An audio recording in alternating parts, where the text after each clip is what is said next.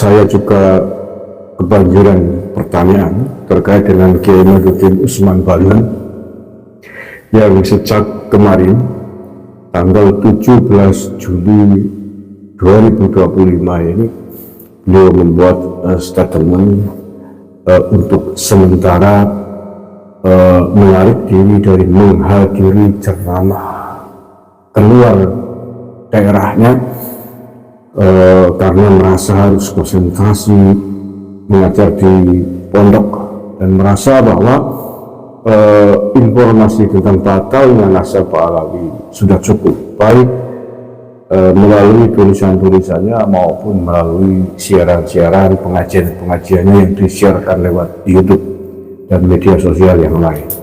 Nah, untuk itu agar lebih jelas dan gamblang, saya mencoba untuk menghubungi langsung beliau Kiai Madudin Usman Banten untuk memberikan klarifikasi dan penjelasannya, karena banyak yang berpikiran, banyak yang menganggap bahwa Kiai Madudin Usman telah menarik diri, telah tidak mau lagi membahas soal nasab secara keseluruhan berkaitan atau terkait dengan fenomena Gus Fuad Pleret di Palu, Sulawesi kemarin. Padahal tidaklah demikian. Bukan berarti kemudian Kiai Madudin Usman mundur menyerah atas polemik nasab para habaib ini, tidak demikian. Nah, untuk lebih jelasnya mari kita simak jawaban langsung dari Kiai Madudin Usman Banten yang diberikan kepada saya melalui pesan voice note berikut ini. Iya itu Kang Mas. Jadi kan Gus Fuad itu merasa setelah dipikirkan memang kata-kata itu salah gitu. Jadi dia minta maaf. Nah, ketika minta maaf, mereka meminta syarat ya dipenuhi. Ya, syarat-syaratnya bikin video gitu. Ya, saya kira itu teksnya juga disiapkan dari sana gitu, minta maaf seperti itu, kemudian minta sapi atau kebo itu saya lupa dipenuhi juga gitu, untuk datang ke sana. Kenapa? Kiai kan dia, Gus Fuad itu kiai, dan kiai itu kan cara berpikirnya bagaimana Allah senang aja sama dia. Nah, Allah senang sama dia, nggak bisa kalau masih ada urusan dengan Bani Adam kan. Mangkana lahu madlamatul yahadin falyatahallalhu kan. Jadi ya kalau pengen Allah ridho ya harus minta maaf kepada orang, apapun syaratnya ya dipenuhi, kecuali dia berani nanti nanggung dosanya di akhirat. Nah, Gus Fuad itu kan kiai, cara berpikirnya ya cara berpikir kiai gitu, bukan masalah ngakui nasabnya. Nasab dia nggak percaya. Salim Jupri sebagai Balawi kan, Balawi sudah terputus sebagai keturunan Nabi, bukan cucu Nabi, udah jelas. Tapi ini mah masalah lain, yaitu masalah menyakiti kata-kata kan, ya harus minta maaf lah kan. Salim Jupri ada keluarga dan sebagainya.